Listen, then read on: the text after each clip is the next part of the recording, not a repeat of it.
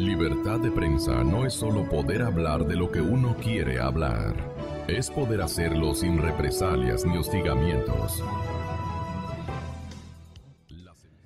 En el análisis del plan económico presentado por el presidente Lenín Moreno, en un tiempo récord, ¿no?, para una medida de esta envergadura, 14 puntos más o menos que aludían a los siguientes temas: que no habrá subida de impuestos, que se va a recaudar más,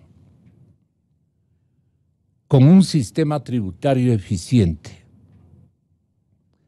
Esto más bien lo dejaremos para las 8 de la mañana, sin perjuicio de que mis invitados en el estudio, a quienes yo saludo fraternal y cariñosamente, con respeto, como siempre, el señor doctor Mario Prado, experto en temas de tributos. Es el presidente ejecutivo de FedExport también, que está con nosotros, don Daniel Legarda.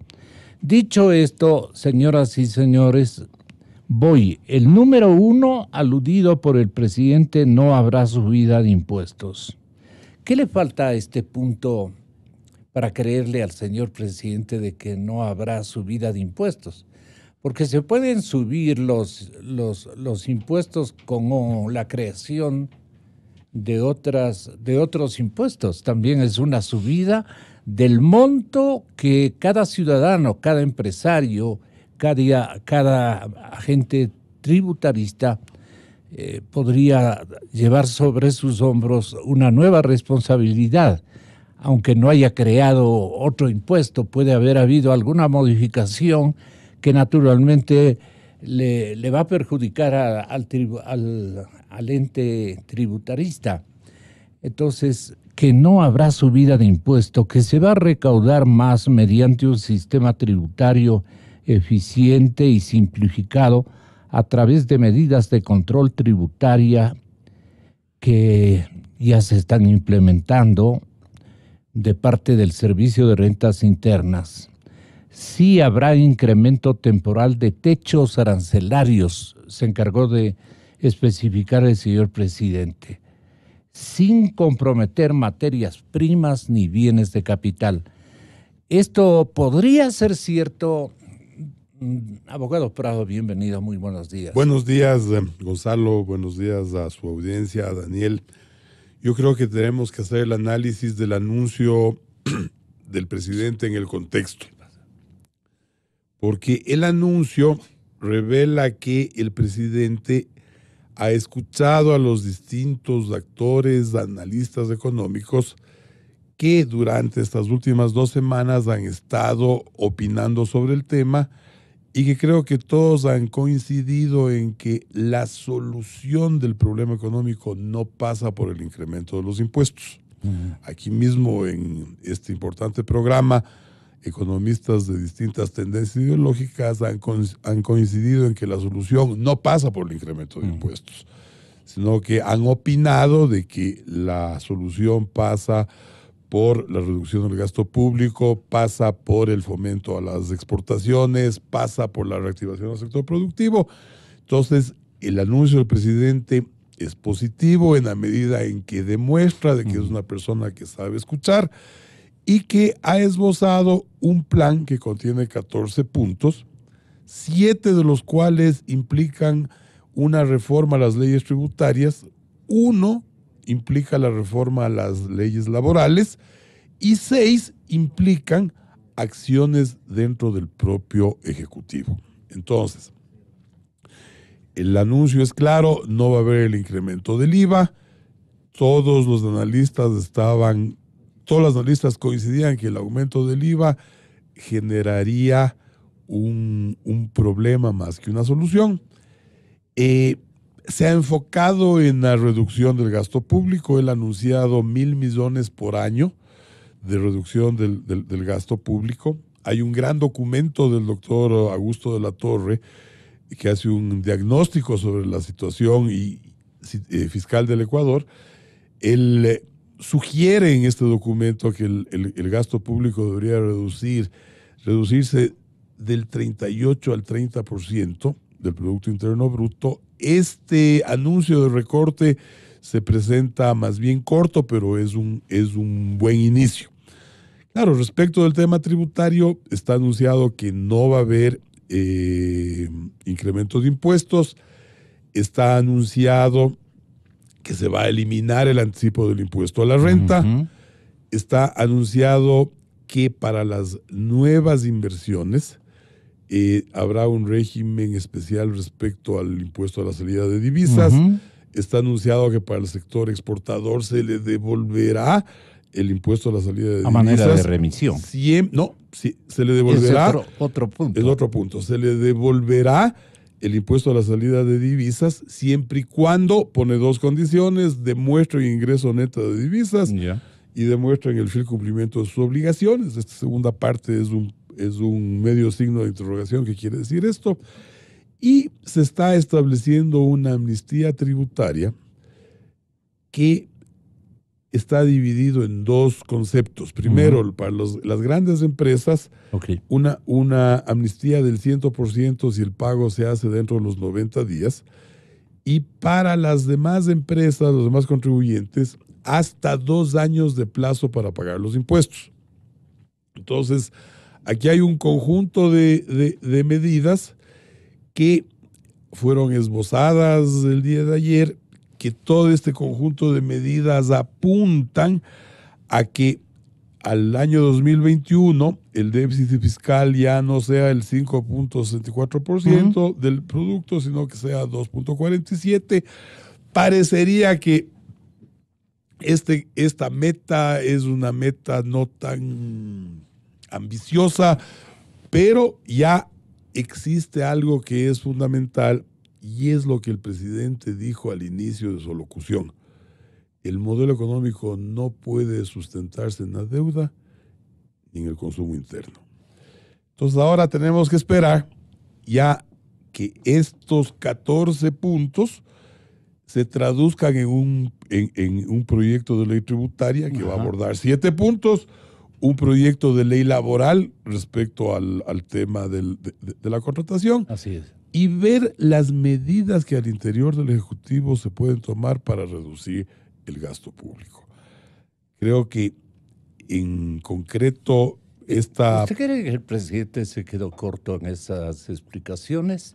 ¿O le dijeron como sano consejo, usted no es un técnico en la materia, que no lo es el presidente, y creo que no lo ha sido ningún presidente de la República, con una globalidad anunciada tan significativamente compleja, con medidas en varias direcciones que incluso pueden neutralizar si no se actúa adecuadamente, es decir, las herramientas, los instrumentos, las metodologías de aplicación a la industria evasiva de impuestos especialmente. Mire, a ver, yo creo que el presidente hizo bien en hacer un anuncio de carácter general. Porque hay que reconocer que hay un cambio, hay un giro. El modelo correísta era un modelo que se apoyaba fundamentalmente en el gasto público, en el endeudamiento público y siempre en más impuestos. Yo creo que ayer hemos oído muy claramente a un presidente que dice ya no es sostenible un modelo apoyado en deuda y en el consumo interno. Hay que hacer esfuerzos, lo ha dicho muy claramente, para reducir el gasto público. La cantidad me parece que es insuficiente, pero por lo menos tenemos que reconocer que hoy se habla de un concepto del cual se negaba anteriormente, la necesidad de reducir el gasto público. ¿Qué cantidad reclutó usted? Para algunos técnicos, el déficit del sector público llega o supera 7 puntos del PIB. Para el presidente de la República, este valor está en el 5.6%. Me parece que la cifra como punto de partida no es la más adecuada, pero por ahora quedémonos en que se reconoce la necesidad de una reducción del gasto público.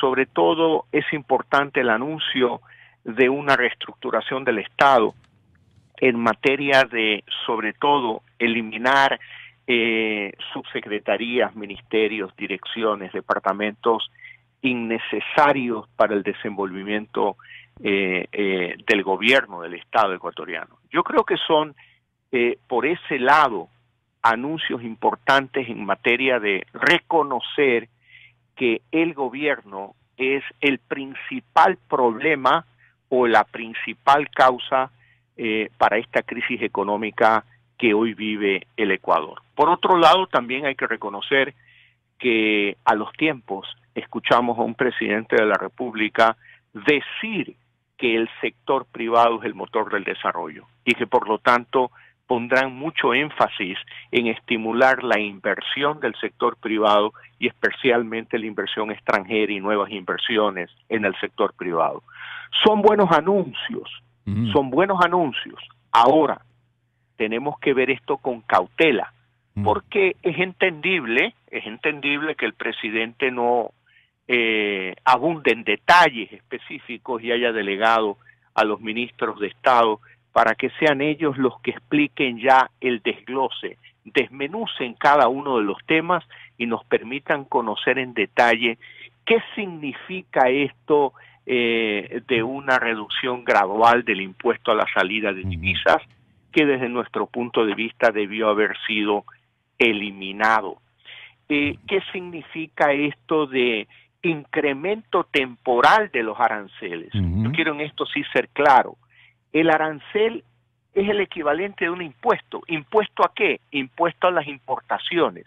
Cuando usted eleva el impuesto a las importaciones, encarece el costo de los productos locales y de alguna manera encarece el costo de los insumos que utilizan los exportadores. Y ahí viene un problema. El exportador no tiene cómo trasladar ese costo incremental.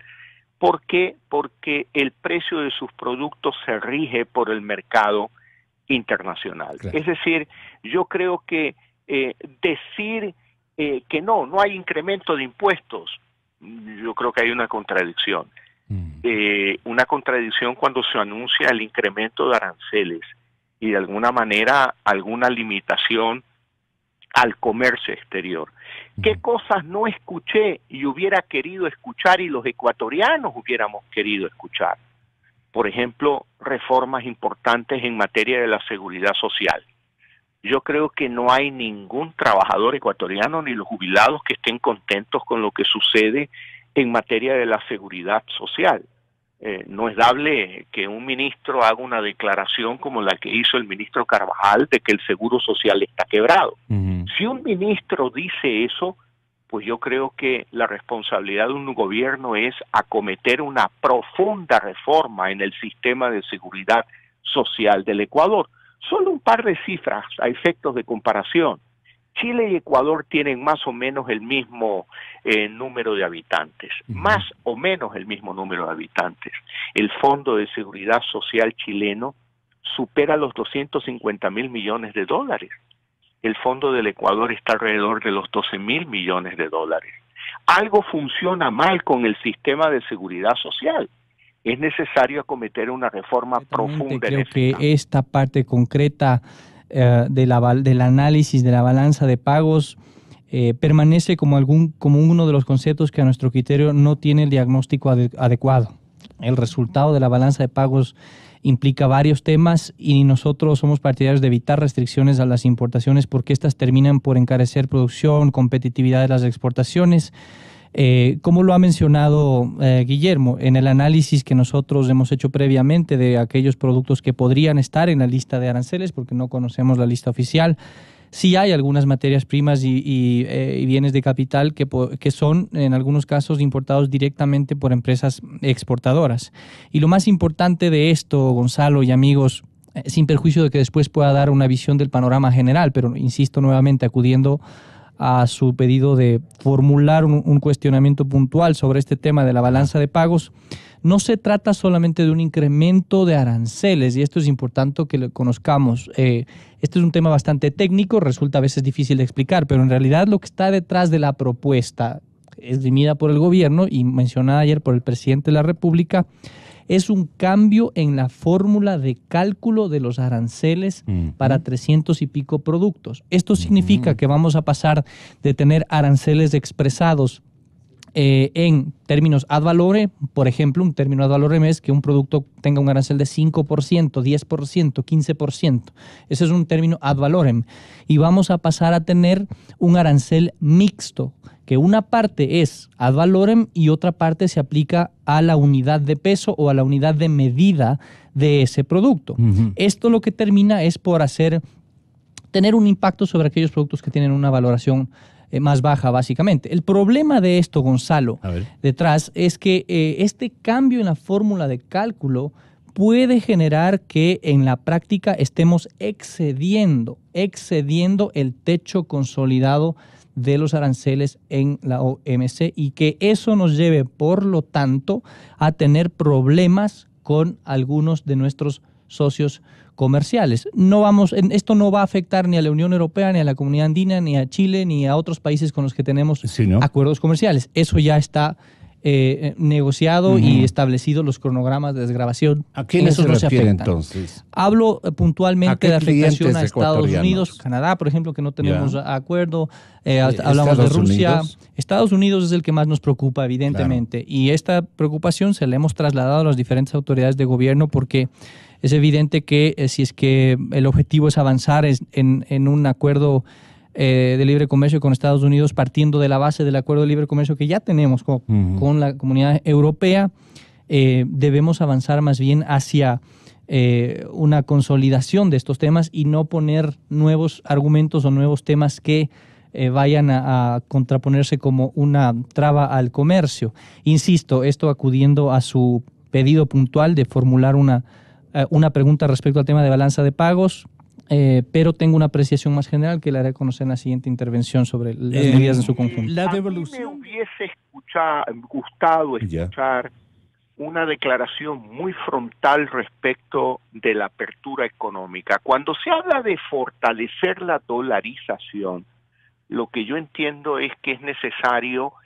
incrementar el flujo de dólares en la economía ecuatoriana provenientes del exterior. Claro. Y esos provienen de dos formas principales, Gonzalo.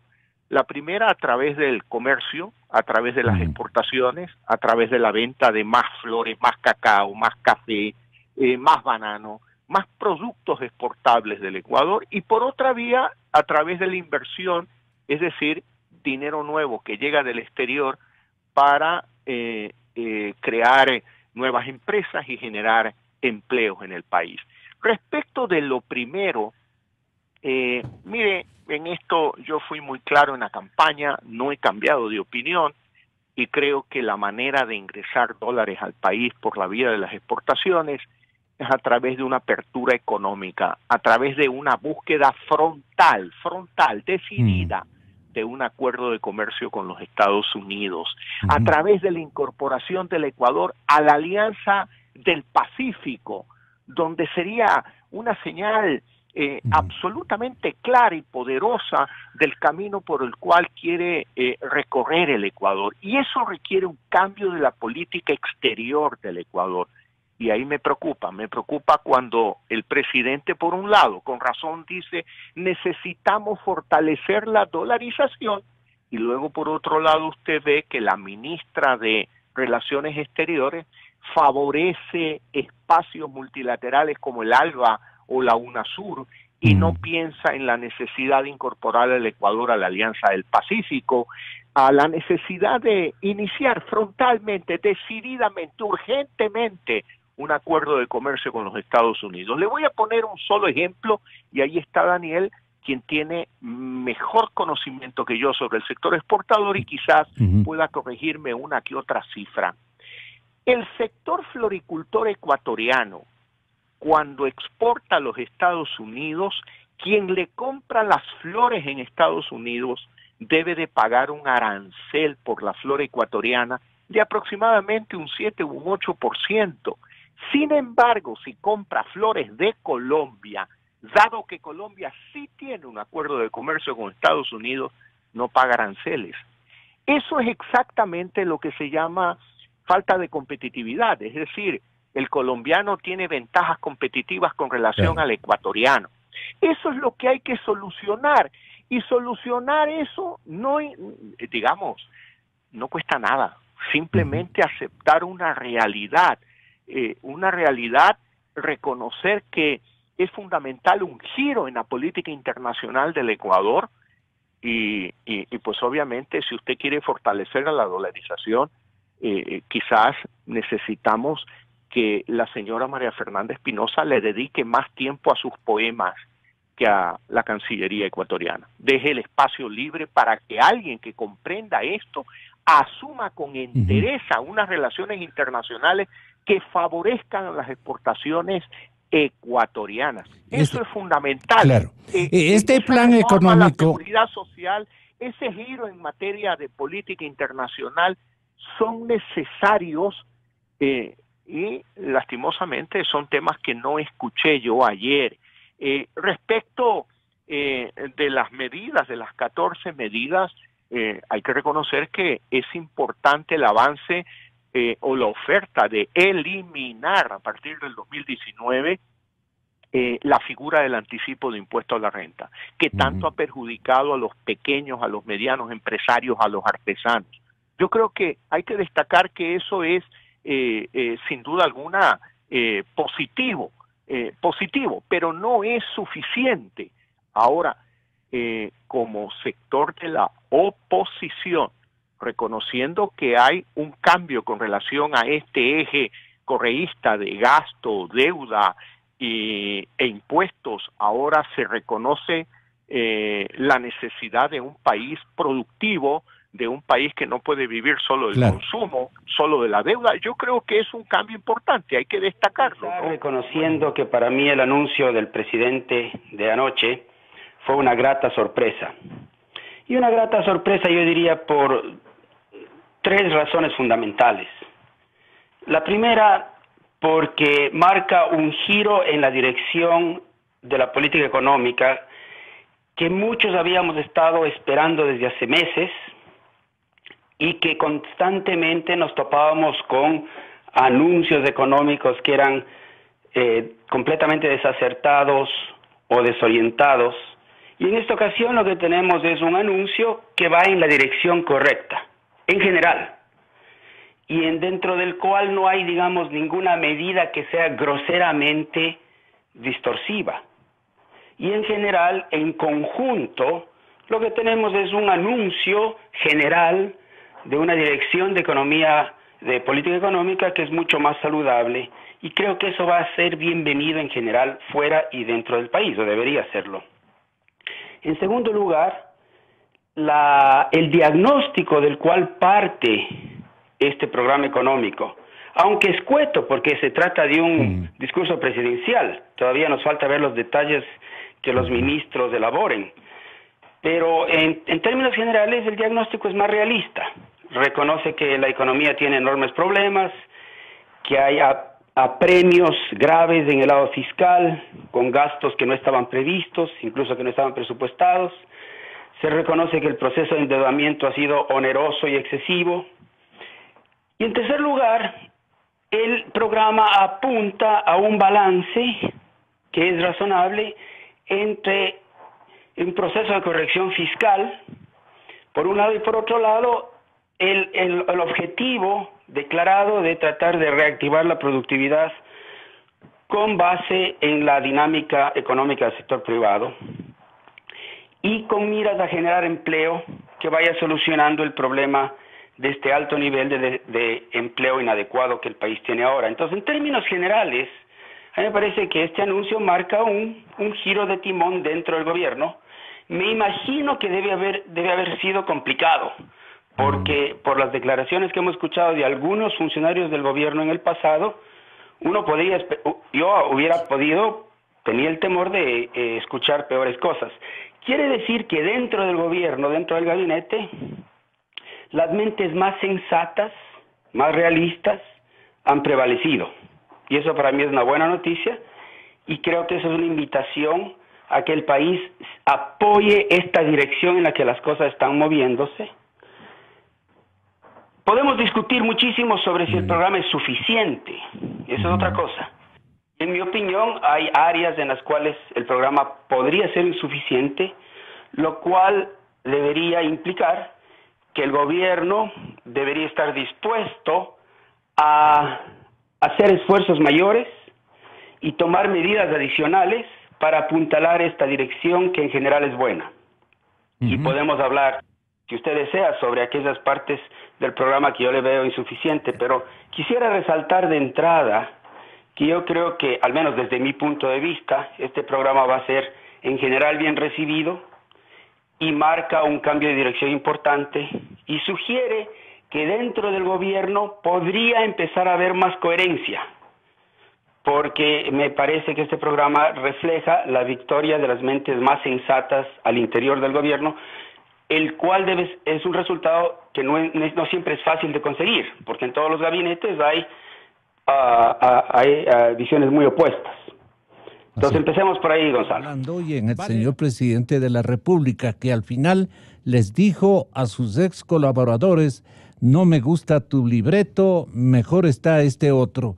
Y bueno, vale la pena resaltar aquello. Gracias, Gonzalo. No quiero dejar de mencionar el análisis, digamos, sobre el contexto general del plan para entrar en los detalles que usted menciona. Porque me parece relevante, no tuve la oportunidad de hacerlo al inicio. En el primer análisis que tenemos de los 14 puntos, con un beneficio de inventario sobre el detalle de cada uno de ellos planteados, porque hay que ser claros que, como se ha mencionado, todos los panelistas coincidimos, no hay un detalle desmenuzado sobre cada uno de estos puntos que es sumamente necesario revisarlos. Entonces, con el beneficio de inventario sobre estos, evidentemente deja cierto optimismo en el sector privado, con mucha cautela, no libre de observaciones, evidentemente.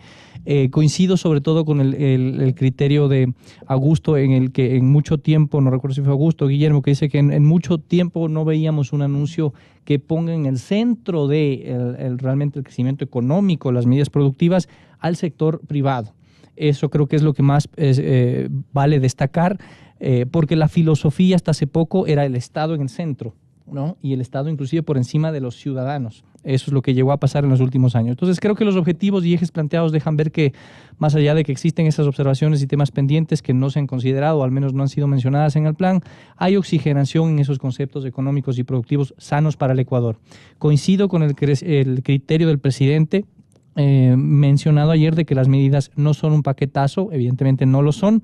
Hay que reconocer que se han recogido algunas de las propuestas que han sido planteadas por el sector productivo en varias instancias, por ejemplo, el Consejo Consultivo, hablando de la eliminación de la fórmula de cálculo del anticipo de impuesto a la renta, la revisión del ISD, por poner algunos, y rescato sobre todo que esa oxigenación a la que me he referido permita ver que el gobierno reconoce que la productividad y la competitividad son sustento para el crecimiento. Estos términos han estado completamente en el último de las prioridades en los últimos años, y sobre todo que se reconozca que debe estar basada, como digo, en el sector privado. Esto implica reducir los excesos de la última década, que el pésimo manejo económico, en el centro del gasto público. Ahora, decía que no me dejan de preocupar algunos aspectos, ya he mencionado en mi primera intervención respecto al tema de aranceles y sobre todo el manejo del concepto de la balanza de pagos.